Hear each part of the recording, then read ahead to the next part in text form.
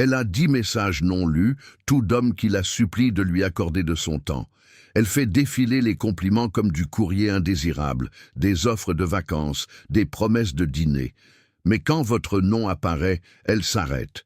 Elle respire, elle répond. Pourquoi? Parce que vous n'êtes pas comme les autres. Vous ne la poursuivez pas. Vous n'êtes pas en compétition. Vous êtes ancré. Et c'est ce qui vous rend dangereux.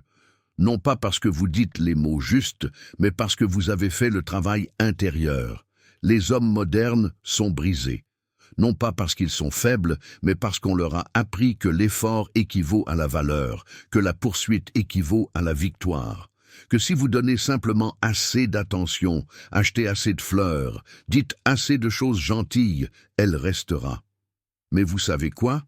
Cela vous transforme en un employé qui mendie un emploi dans une entreprise où elle est la PDG. Et vous n'êtes qu'un des 50 candidats qui attendent tous de se faire ignorer. Les hommes n'ont pas faim d'amour, ils meurent d'envie de respect. Vous regardez cette vidéo parce qu'au fond de vous, vous savez que vous n'êtes pas né pour la poursuivre. Vous êtes né pour vous choisir. Commentez « Je choisis le contrôle » ci-dessous si vous en avez assez de vous sentir jetable. Et oui, nous avons enfin sorti l'ultime guide de la rencontre stoïque, disponible pour le public maintenant, mais pas pour toujours. Pourquoi? Parce que tous les hommes ne méritent pas cette connaissance, seulement ceux qui sont prêts à retrouver leur avantage. Nous décomposons cela en 8 vérités brutales. Chacune est une arme, chacune est un changement dans votre façon de vivre. Et lorsque vous les appliquez, non seulement elle vous choisit, mais elle ne vous oublie jamais. Numéro 1, la compétition pour elle est une faiblesse. Elle ne choisira jamais l'homme qui essaie le plus fort. Elle choisira celui qui lui donne l'impression de ne pas avoir été choisi, mais autorisé à entrer. Relisez cela. Au moment même où vous commencez à ajuster votre ton, votre emploi du temps, vos plans, vos passions, juste pour augmenter vos chances avec elle, vous vous êtes déjà disqualifié.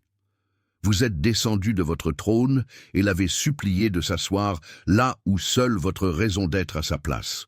On a vendu aux hommes d'aujourd'hui une fantaisie, une idée dangereuse selon laquelle les femmes récompensent la soumission des hommes. Que plus vous lui montrez votre intérêt, plus elle vous récompensera par sa loyauté, son attention, son amour. Mais que se passe-t-il réellement? Vous ouvrez les vannes de son ego, vous gonflez son sentiment de puissance, et elle utilise ce pouvoir pour vous voir vous rétrécir. Elle vous testera, non pas intentionnellement, mais par instinct. Elle commencera lentement. Des textos plus courts, des changements de dernière minute. Puis, elle vous fera attendre, juste pour voir si vous le ferez. Puis, elle provoquera une réaction, vous appâtant pour que vous la poursuiviez. Et chaque fois que vous mordez à l'hameçon, son attirance diminue. Non pas parce que vous avez fait quelque chose de mal, mais parce que vous vous êtes rendu prévisible, remplaçable. Chaque fois que vous défendez votre valeur au lieu de la vivre, vous perdez votre position en tant que celui qu'elle peut respecter. L'énergie d'un homme est une monnaie. Et lorsque vous la dépensez entièrement à essayer de l'impressionner, vous vous retrouvez en faillite, non seulement émotionnellement, mais aussi spirituellement. Elle ne veut pas de vos efforts supplémentaires. Elle veut votre identité inébranlable. Lorsque vous centrez votre vie sur la preuve de votre valeur à une femme, vous vous placez dans la position la plus faible possible, un homme qui vit de l'approbation de quelqu'un d'autre. Posez-vous cette question. Si elle arrêtait de répondre aujourd'hui, votre emploi du temps s'effondrerait-il? Vos séances de sport s'arrêteraient-elles? Votre soif de grandeur s'estomperait-elle? Parce que si vos fondations s'effondrent en son absence, vous n'avez jamais été solide au départ. Ce n'est pas de l'amour, c'est de l'obsession enveloppée d'insécurité. L'homme qui refuse de rivaliser n'est pas froid, il est concentré, il n'est pas dédaigneux, il est dirigé. Et dans cette énergie, elle sent quelque chose qu'elle trouve rarement. Un homme qui n'a pas besoin d'elle, et c'est, ironiquement, exactement pourquoi elle le veut. Elle ne le dira pas à voix haute, mais ses actions le révèlent. Elle reste collée à son téléphone lorsque vos textos ralentissent. Elle devient curieuse lorsqu'elle ne comprend pas votre rythme. Elle commence à ressentir quelque chose de rare. une perte de contrôle. Parce que pour une fois, elle est en présence de quelqu'un qui ne gravite pas autour de son univers, quelqu'un qui ne mendie pas pour être remarqué. La compétition n'est pas une force, c'est de la survie. C'est l'acte des hommes qui n'ont pas construit un monde pour eux-mêmes, alors ils s'accrochent au sien. Et la vérité est brutale. Plus vous essayez de devenir son monde, plus elle voudra en sortir. Un homme qui détient vraiment le pouvoir ne persuade pas. Il vit, il évolue, il se transforme, non pas pour la gagner, mais pour se gagner lui-même. Le vrai jeu commence lorsque vous arrêtez de le jouer pour elle, et que vous commencez à construire une vie qui vous rend magnétique, sans lever le petit doigt pour impressionner. Quand votre présence commande le respect sans le demander, quand votre vision est si claire qu'elle n'a d'autre choix que de la respecter ou de partir. Et si elle part, elle n'a jamais été assez forte pour en faire partie. Chaque mouvement que vous faites pour prouver votre valeur est une raison de plus pour elle de s'en aller. Elle ne veut pas se sentir poursuivie. Elle veut se sentir choisie par un homme qui pourrait partir à tout moment mais qui reste immobile. Pas pour elle, mais pour qui il est. Et quand cette énergie entre dans une pièce, elle perturbe ses habitudes. Elle la fait douter de tout ce qu'elle pensait des hommes. Non pas parce que vous avez haussé le ton ou montré votre voiture, mais parce que vous avez fait preuve de retenue, de puissance, de détermination. C'est l'homme dont elle se souvient. C'est l'homme qu'elle a peur de perdre. C'est l'homme qu'elle veut mais qu'elle ne sait pas comment contrôler. Et si elle ne peut pas vous contrôler, elle ne vous oubliera jamais. Numéro 2. Le détachement est irrésistible. Voulez-vous savoir pourquoi elle oublie les hommes qui lui envoient des textos tous les matins et n'oublie jamais celui qui est parti en silence? Il ne s'agit pas de se faire désirer. Il s'agit de ne pas avoir besoin d'être désiré. Il y a un niveau de paix chez un homme qui n'a plus besoin de sa validation pour respirer, un homme qui se réveille non pas pour vérifier son téléphone, mais pour vérifier ses objectifs. Cet homme est intouchable, non pas parce qu'il cache ses émotions, mais parce qu'il contrôle où il les place. Chaque fois que vous consultez son histoire, demandez-vous pourquoi. Chaque fois que vous voulez envoyer un deuxième texto, demandez-vous ce que vous espérez ressentir. Si son attention comble votre vide, vous n'êtes pas intéressé par elle. Vous êtes accro à la distraction. Et elle peut sentir cette addiction. Elle sait quand un homme est désespéré. Elle ne le dira peut-être pas, mais elle le sent dans la façon dont vous répondez trop vite, vous expliquez trop, annulez trop facilement. Le détachement n'est pas l'absence d'attention, c'est la présence d'une direction. Lorsque vous avancez avec un but, vous n'avez pas besoin d'annoncer votre absence. Elle se fait sentir. Votre contrôle émotionnel ne consiste pas à prétendre être fort. Il s'agit d'être si plein de votre propre élan que ses réponses, ses humeurs, ses réactions ne vous ébranlent plus. C'est à ce moment-là que vous devenez attirant. C'est à ce moment-là que votre présence devient lourde, non pas parce que vous êtes froid, mais parce que vous êtes complet. Quand elle sent ce poids, elle se rapproche. Non pas parce que vous le lui avez demandé, mais parce que sa curiosité l'a trahi. Elle commence à se demander « Pourquoi ne réagit-il pas ? Pourquoi ne m'a-t-il pas poursuivi ? Pourquoi est-ce que je veux son attention alors qu'il n'essaie pas de me la donner ?» Vous devenez son mystère. Non pas en mentant, non pas en faisant semblant, mais en étant profondément investi dans quelque chose de plus grand qu'elle, votre vision. La plupart des hommes abandonnent leur centre pour une chance d'obtenir son approbation. Ils abandonnent la salle de sport, le travail acharné, la concentration, tout cela pour un peut-être. Et ce faisant, ils perdent l'énergie même qui les a rendus remarquables. Le détachement, c'est quand vous arrêtez de mendier au monde de vous aimer et que vous commencez à vous aimer suffisamment pour vous éloigner de tout ce qui vous fait mendier. Elle ne le dira peut-être pas, mais elle recherche ce genre de force. La force d'un homme qui écoute mais ne se perd pas dans ses mots, qui voit sa beauté mais n'en est pas aveuglé, qui ressent profondément mais ne s'effondre pas. Elle a l'habitude que les hommes cèdent, elle a l'habitude que les hommes demandent ce qu'elle veut. Elle n'a jamais rencontré un homme qui sait déjà ce qu'il recherche et qui ne l'ajustera pas à ses humeurs. Cet homme crée une gravité, cet homme devient rare. Et l'homme rare est celui qu'elle ne peut pas remplacer, non pas parce qu'il lui a donné des papillons dans le ventre, mais parce qu'il lui a donné de la profondeur. Le détachement n'est pas de la cruauté, c'est le respect de soi dans sa forme la plus pure. C'est savoir que vous êtes suffisant, avec ou sans elle. C'est ressentir le désir et choisir quand même la discipline. C'est ça, le pouvoir. Et c'est pourquoi elle vous poursuivra en silence tout en prétendant qu'elle s'en fiche. Parce qu'au fond, elle sait que tous les hommes lui ont donné le monde, mais un seul homme lui a donné envie d'être dans le sien. Et si vous en avez assez de deviner comment devenir cet homme, si vous en avez assez de la confusion, de la surréflexion et du sentiment d'être toujours à la traîne, alors il est temps de reprendre la plume et de réécrire votre histoire. Le guide de la relation stoïque est disponible en lien dans les commentaires ci-dessous. Pas seulement un guide, mais un code. Une carte vivante construite à partir de la sagesse ancienne et des vérités brutales d'aujourd'hui. Il n'expire pas et ne se démode pas. Une fois qu'il est à vous, il est toujours à vous. Ce n'est pas un abonnement, c'est une arme. Une arme que vous pouvez consulter à chaque fois que votre énergie baisse, à chaque fois que le monde vous fait douter de vous-même. Lisez-le, vivez-le, et transmettez-le à la version de vous qui refuse de se contenter de moins. Parce que ce n'est pas seulement un livre, c'est le début de votre retour au pouvoir. Numéro 3. Le mystère l'emporte sur l'attention. Il y a une raison pour laquelle elle oublie le type qui lui envoie un texto « Bonjour » tous les jours, mais passe des nuits blanches à penser à celui qui a à peine dit un mot, et qui pourtant reste dans son esprit pendant des mois.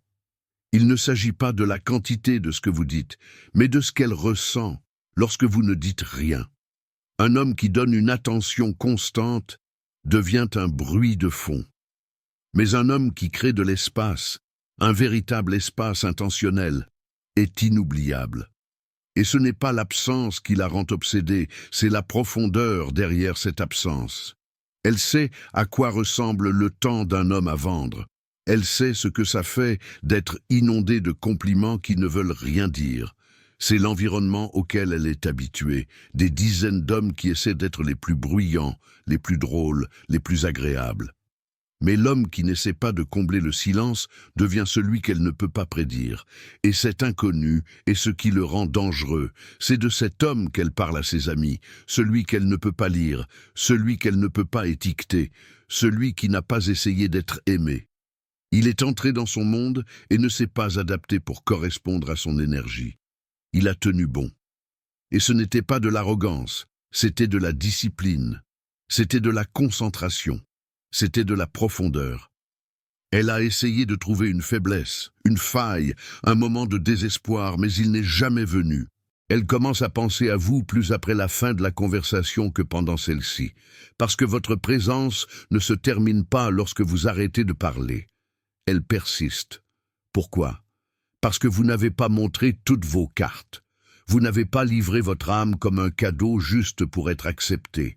Vous avez retenu juste assez pour qu'elle mérite l'accès. C'est la différence entre un homme qui est aimé et un homme qui est inoubliable. Vous voulez vous démarquer? Ne révélez pas tout. Ne la mettez pas à jour comme un fil d'actualité. Faites en sorte que votre présence ressemble à un puzzle qui invite à la curiosité, pas à la confusion. Il y a un espace entre être émotionnellement disponible et être émotionnellement exposé. Et trop d'hommes confondent les deux. Vous n'avez pas à partager toutes vos pensées. Vous n'avez pas besoin de surexpliquer vos intentions. Vous n'avez pas besoin d'être constamment joignable. Vous devez agir avec intention. Vous devez laisser votre énergie parler dans les pauses, car c'est dans les pauses que son esprit commence à se poser des questions, et les questions mènent à la fascination. Quand tous les autres hommes lui jettent de l'attention comme dans un magasin discount, le seul homme qui marche avec une certitude tranquille devient le seul dont elle se souvient. Elle ne veut pas de l'homme qui répond toujours.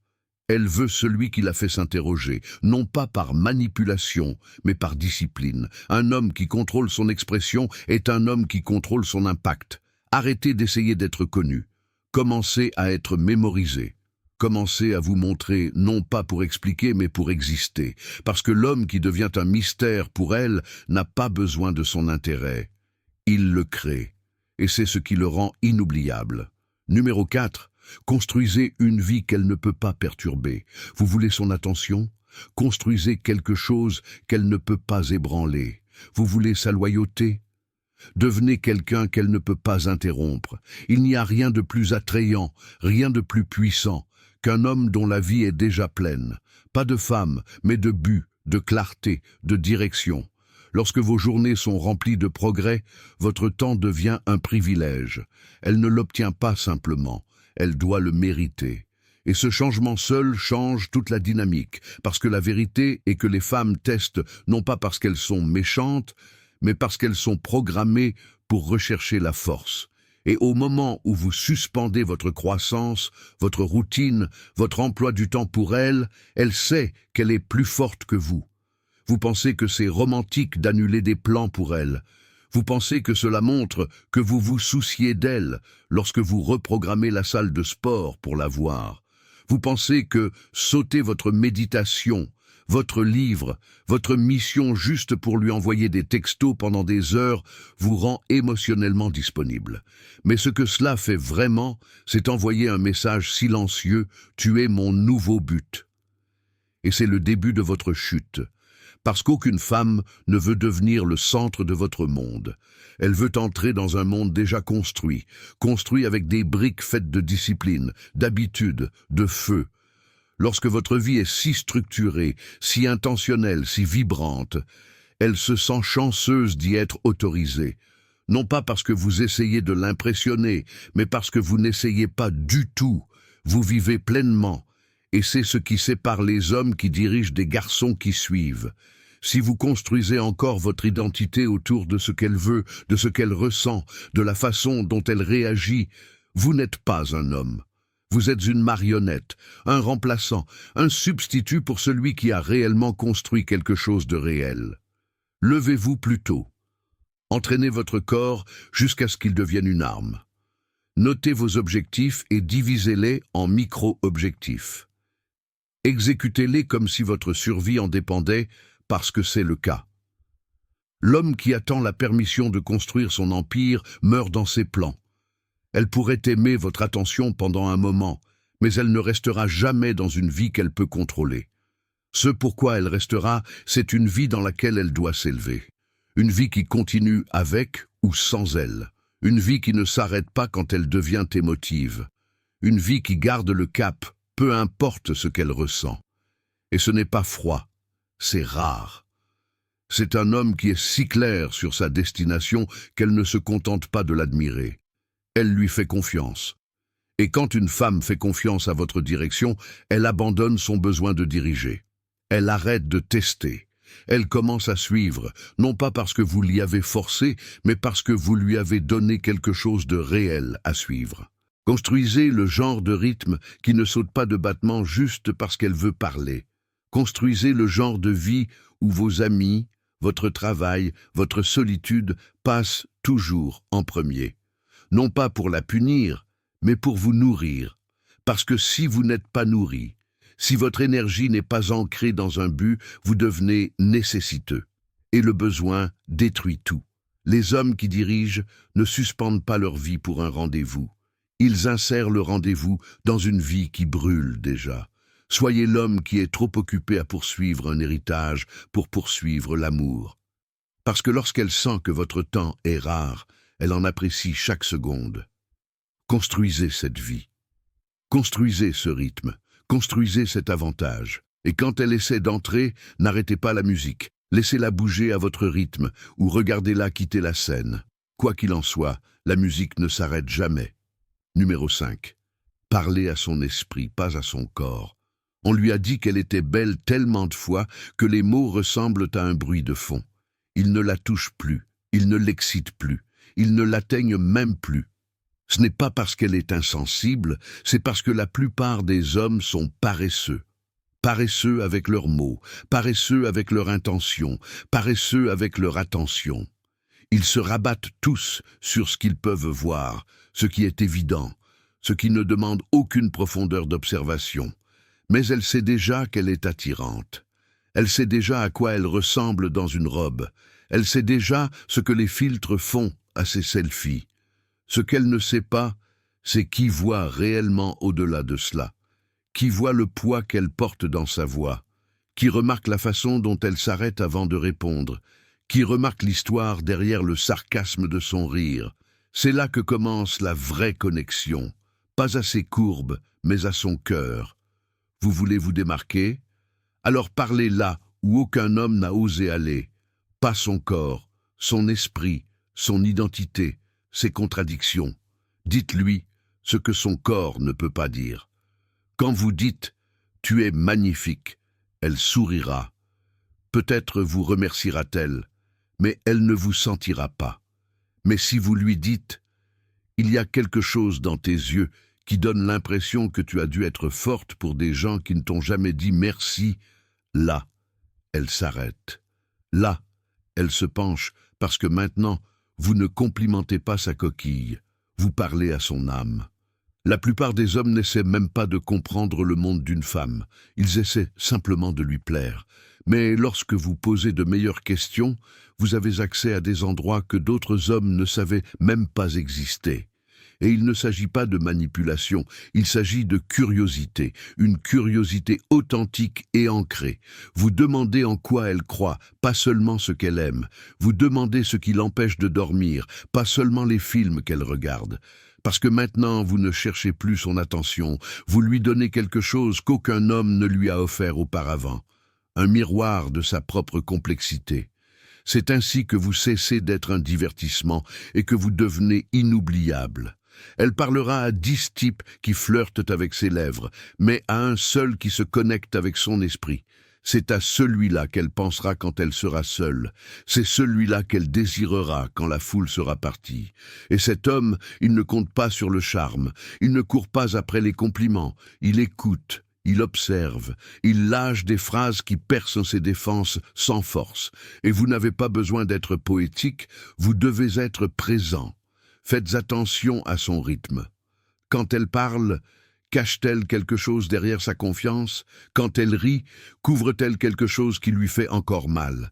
Apprenez à sentir sans toucher, apprenez à entendre sans répondre, parce que l'homme qui peut lire son langage émotionnel sans parler devient irremplaçable. Vous voulez qu'elle se sente en sécurité? Ne la flattez pas, comprenez-la.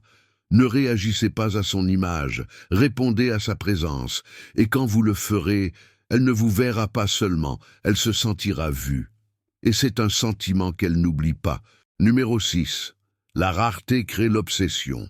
Quand un homme est partout, il devient invisible. Mais l'homme qui est difficile à atteindre, difficile à comprendre, difficile d'accès, il devient légendaire. Non pas parce qu'il essaie de l'être, mais parce que sa concentration est sacrée. Il ne disparaît pas pour manipuler, il disparaît parce que son temps est une arme, et il ne l'utilise que là où il se multiplie. C'est ce qui le rend rare. Elle remarque quand vos réponses ne sont pas immédiates.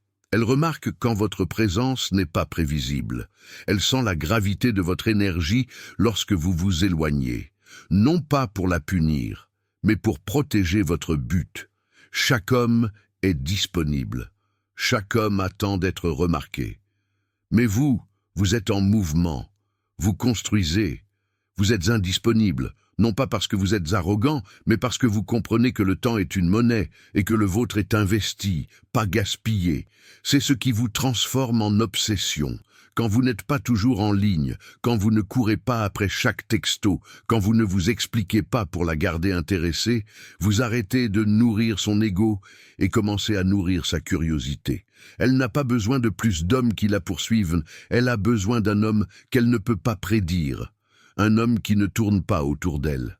Un homme qui la fait remettre en question ses propres schémas. Et quand vous disparaissez, non pas comme une tactique, mais comme le résultat de votre dévouement à quelque chose de plus grand, son esprit comble les vides.